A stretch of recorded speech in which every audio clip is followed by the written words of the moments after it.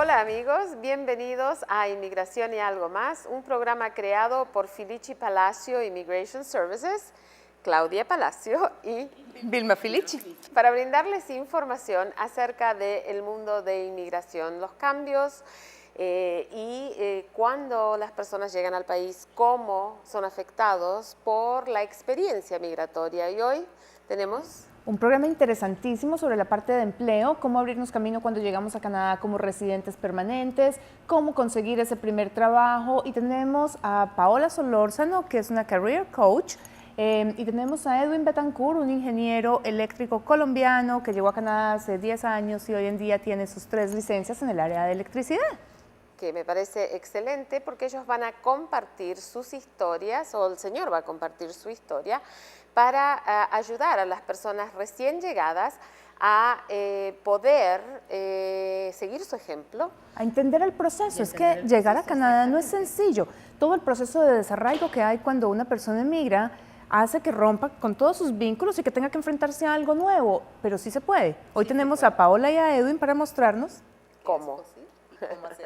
Bueno, también este mes ha habido muchísimo en los periódicos acerca de inmigración. El Royal Bank of Canada con el problema con los trabajadores temporales. Despidieron 45 trabajadores en el área de computación del banco aquí en Toronto y trajeron 45 trabajadores de la India y van a mandar los trabajos a India. Entonces trajeron a los reemplazantes de los trabajadores canadienses a entrenar a Canadá para después que regresen a India y hagan el trabajo por muchísimos menos, obviamente. Y esto ha creado una polémica sobre los trabajadores calificados. Y por cierto, Vilma, ya nos anunció Stephen Harper, esta vez no fue Jason Kenney, el ministro de Inmigración, fue el primer ministro de Canadá el que anunció que va a haber cambios al programa de trabajadores temporales generados por toda esta polémica del RBC. Y lamentablemente es mi opinión personal y sé que la comparten a otras personas con las que he hablado, que en realidad la historia no tenía nada que ver con los trabajadores temporales, por lo tanto no tienen por qué cambiar el programa de trabajadores temporales, porque estas personas no vinieron a Canadá a quedarse, simplemente vinieron a ser entrenados para después ser, no sé la palabra en español, outsourced, o outsource el trabajo, o sea, enviar el trabajo a la India, donde van a pagar una infimísima parte de lo que se le paga al trabajador canadiense. Este es el mismo problema que se ha presentado, también en mi opinión muy personal, con el Ministerio de Inmigración y el programa de refugio, cuando se habla de que se está abusando del sistema de refugio, cuando lo que se abusa es del sistema de asentamiento en Canadá. Por eso es importante que las personas cuando vean las noticias lean hasta el último renglón y hagan un poquito de investigación sobre el tema y se enteren de qué es lo que está pasando. Si bien es cierto que ninguna de nosotras está de acuerdo con que se saquen los trabajos de los canadienses para mandarlos a ningún otro país del mundo, outsourcing o no outsourcing, lo que sea, también es cierto que hay que entender cuáles son los procesos, cómo nos afectan y entender que los trabajadores extranjeros no vienen al país a quitarnos el trabajo a los canadienses. Y nosotras acabamos de regresar, por eso nos ven tan cansadas a las dos, acabamos de regresar de la provincia de Alberta, justamente hemos dado una conferencia y hemos visto muchísimos trabajadores temporales. Claudia y yo encontramos súper interesante que al salir del aeropuerto, estando dentro del aeropuerto internacional de Edmonton, hay un cartel inmenso que dice se necesitan trabajadores calificados para la industria petrolera en Alberta y que nos topamos con muchísimas personas y la mayoría son trabajadores temporales porque en Alberta son absolutamente necesarios.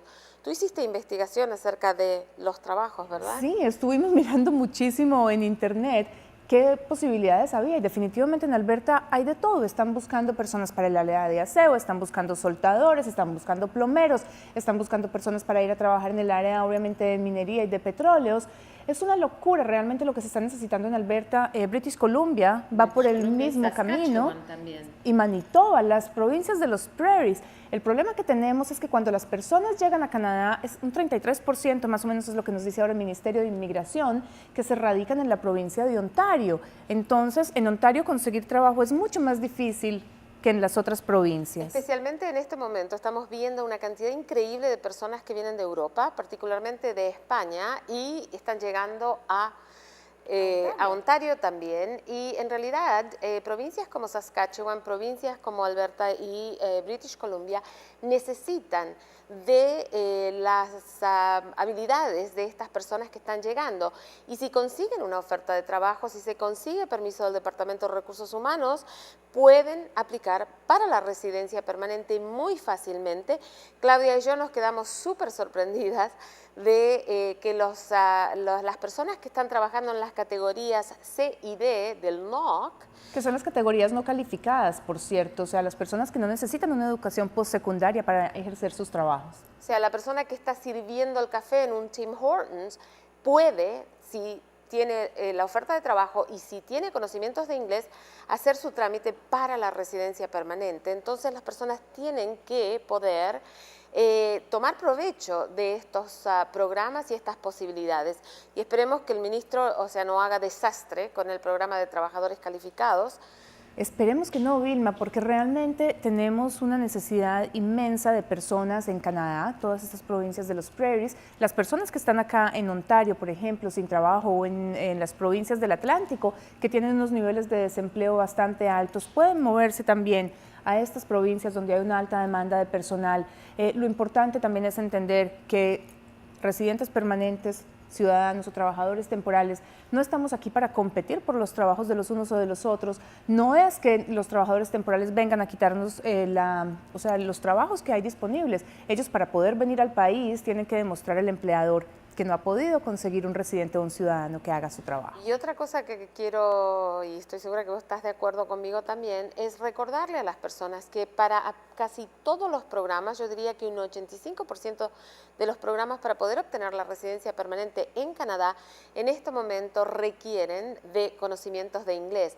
Entonces, apenas lleguen las personas, que se pongan a estudiar inglés y se preparen, porque eventualmente van a tener que hacer el examen y van a tener que demostrar de que tienen los conocimientos necesarios en las 4 habilidades. Sí, en todas las categorías básicamente. Lo necesitamos hoy para el Canadian Experience Class, que es para poder aplicar para residencia permanente los trabajadores calificados. Las provincias que tienen los programas para los trabajadores no calificados, que son 4, Prince Edward Island, New Brunswick, Alberta y British Columbia son las 4 que tienen para trabajadores no calificados. Piden también un nivel mínimo de inglés, para el de trabajadores calificados federal también, para ciudadanía también. Básicamente los únicos que no necesitan son los esposos. No, y los refugiados y razones humanitarias. Y razones humanitarias, tenemos 3. Bueno, ¿han habido noticias también con los casos de razones humanitarias? Sí. Ya salieron las últimas regulaciones con respecto a los casos de humanidad y compasión. Ya definitivamente los refugiados que están en proceso no pueden aplicar para humanidad y compasión a menos de que hayan pasado 12 o 36 meses, dependiendo de si vienen de un país designado o no. Y solamente lo van a poder hacer en el caso en el que haya niños involucrados en la decisión o haya razones médicas. Bueno, ¿qué te parece si nos vamos ahora a nuestra primera entrevista con Edwin Betancourt y luego iremos a entrevistar a Paola Solórzano?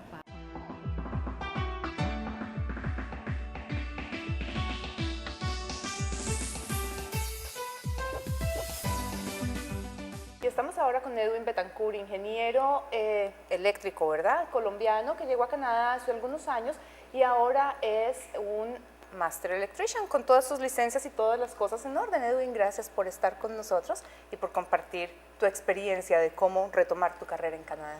Muchas gracias a ustedes, Claudia, Vilma, por compartir este espacio. Gracias por invitarme. Bueno, nos gustaría que nos contaras un poquito acerca de tu experiencia, o sea, cómo llegaste a Canadá y después... ¿Y cómo sacar la licencia? A todo el mundo. Bueno, es una corta historia, como unos 10 años casi que llegué a Canadá por la frontera, por los Estados Unidos, y soy un refugiado como muchos que hemos llegado a este país, y empecé desde abajo. Yo digo que me tocó hacer la tarea, me tocó hacer las cosas con orden, buscando mucha información. No fue fácil el proceso. Yo llevo 10 años en Canadá y vine a obtener la primera licencia como a los 3 años de haberme establecido ya un poco más. ¿Qué licencia? La primera licencia fue la 309A, que es la licencia de construcción, Maintenance Construction, electricista de construcción y mantenimiento. Esa fue la primera licencia ante el Ministerio de Training, College and University. Luego de esa, fue un proceso bien, aquí lo estamos resumiendo, pero fue arduo y no fue fácil. ¿Cómo empieza ese proceso, Edwin? ¿De dónde salen los primeros contactos o la primera información para ver a dónde hay que recurrir? Empecé a preguntarlo, yo trabajé para 3 empresas del sector eléctrico, con europeos y con chilenos y argentinos, y con ellos empecé poco a poco a obtener la información hasta que alguien me dijo, vaya al ministerio, hay 2 opciones, es hacerlo a través de un apprenticeship program o presentarme directamente como alguien que tiene experiencia en instalaciones eléctricas. Así fue que lo hice, como alguien que tiene 5 años de experiencia, presenté los documentos, me dieron una licencia temporal y posteriormente voy al George Brown College a tomar un curso para prepararme para el examen, el cual presenté 3 veces. No es fácil, pero se justificó. Lo pasamos, claro, lo pasamos, lo hicimos, un proceso. Lo importante es no discourage yourself, a no perder las esperanzas y seguir adelante. Nunca. Un proceso así y posteriormente ya después de obtener la licencia de Master Electrician se aplica la licencia de Electrical Contractor. Dios mío, ¿cuántas licencias son entonces? Son 3 licencias. La 309A, construcción de mantenimiento, Master Electrician y Electrical Contractor. Entonces yo me equivoqué, tú ya tienes la tercera. Yo tengo la tercera desde hace ya unos años. Pero no importa, es lo mismo. ¿Y ahora hacia dónde vas? Hacia dónde voy me dedico es como ahora me enfoco mucho en lo que es buscar negocios y buscar negocios de alta tecnología, energía solar, energía eólica, energías alternativas. Ese es como el enfoque. Ya está la empresa constituida, tienes gente trabajando contigo, 10 años y ya estás. Estamos ya 7 años, nos hemos establecido, hemos aprendido a delegar, hemos vivido como el proceso del empresarismo desde abajo hasta poder llegar a constituir una corporación. Ha sido un proceso muy bonito. ¿Y tienes intenciones de sacar tu título de ingeniero nuevamente o...? Curiosamente, cuando estuve sacando la primera licencia, estudiando para la primera licencia de construcción y mantenimiento, me presenté a la par para obtener el título de Professional Engineer de Ontario. Fue exactamente en paralelo, no seguí por esa ruta porque en mi corazón no estaba el ir a emplearme como un ingeniero en una compañía. Entonces paré ese proceso, además porque me enviaron al college durante, no sé, 3 años, 4 años a estudiar algunas materias, algunas asignaturas, y yo preferí seguir por el área técnica empresarial, tener mi propia empresa, que es lo que yo anhelaba en mi corazón, y eso es lo que hemos construido. La diferencia entonces entre los técnicos, por llamarlo de alguna forma, y el ingeniero es que el escritorio y el campo, ¿cómo funciona acá? Sí.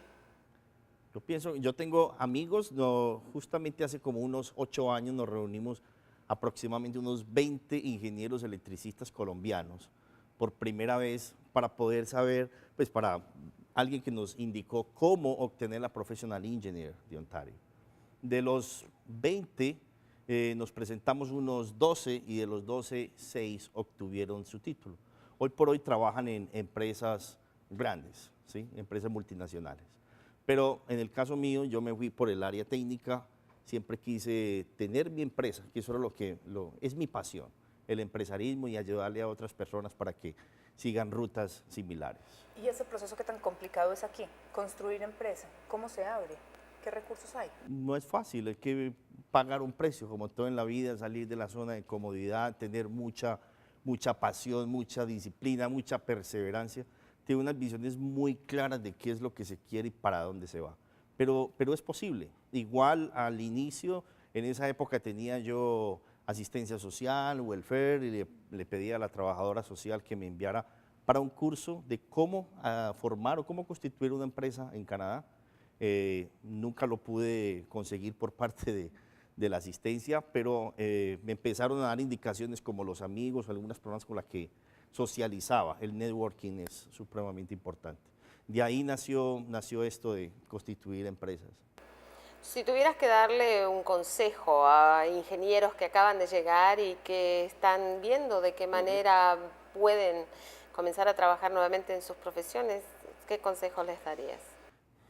Yo pienso que el problema no está afuera o las dificultades no se encuentran realmente afuera. Pienso que lo más importante es uno poder descubrir los dones, los talentos, las pasiones, qué destrezas o qué habilidades yo puedo desarrollar para yo poder irme posteriormente al mercado laboral. O sea, el trabajo más importante no está afuera, está adentro. Ese es mi consejo. Tiene que trabajar en el reconocimiento de 3 cosas que yo llamo en mi concepto las bases del éxito. Y es lo que a ti te gusta, lo que tú puedes hacer muy bien y que creas que lo puedes hacer. Porque si te falla una de ellas, no hay éxito. Pero si las tienen las 3, si yo sé para dónde voy y lo que yo estoy haciendo me gusta y yo tengo habilidades para ello y tengo toda la fe y la certeza que los puedo alcanzar, con seguridad que voy a tener ese éxito. Ese es como el enfoque. Y ese es mi pequeño consejo. Nada de lo que se aprendió antes se perdió, todo está hacia el frente. Todo se ha potencializado. Y me imagino que también hay que ser bastante flexible y adaptarse también a las circunstancias. Supremamente. Supremamente. No podemos quedar solamente en algo, sino que a veces, yo por ejemplo llegué acá como ingeniero electricista. Yo digo, bueno, ¿será que puedo trabajar como ingeniero electricista? No, sí, o ¿será que hay otras rutas? De pronto este país te da la oportunidad de descubrir otros talentos que tú puedes tener escondidos. Yo nunca en Colombia había trabajado en instalaciones eléctricas y aquí lo vine a hacer desde cero. Lo aprendí y en Colombia nunca había tenido una empresa como tal y aquí lo aprendí y lo fui desarrollando. Entonces uno puede desarrollar habilidades y destrezas que de pronto hasta están escondidas y no quedarse uno con una meta específica que al final lo que puede generarte es sufrimiento porque no lo alcanzaste. Yo quiero ser ingeniero en este país y si no es trabajando como ingeniero no voy a hacer nada, entonces te frustras, ¿ves? Entonces hay que ser flexible. Muy bien. Bueno, Edwin, te queremos agradecer infinitamente que hayas venido y compartido tu experiencia. Edwin, una historia preciosa de las que vivimos, creo que todos los que llegamos a Canadá, la escalera completa. Mil felicitaciones por la labor que has hecho, por lo que has alcanzado y mil gracias por estar con nosotros. Muchas gracias a ustedes por invitarme y cuando me quiera volver a invitar, aquí estaré. Con mucho gusto. Bueno, pronto estaremos con Paola Solórzano, quien es una consejera vocacional y nos va a estar hablando de cómo pueden los nuevos inmigrantes hacer lo que ha hecho Edwin y que nos ha contado tan elocuentemente para trabajar en las áreas que han estudiado en sus países.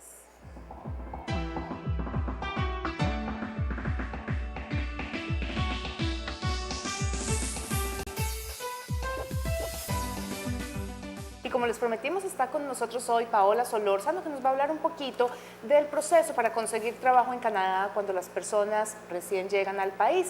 Paola, mil gracias por estar con nosotros. Al contrario, Claudia, Vilma, muchísimas gracias por invitarme. Es un placer tenerte aquí. Gracias, muchas gracias. Paola, tú eres Career Counselor o una consejera de carrera. Cuéntanos cuál es el proceso.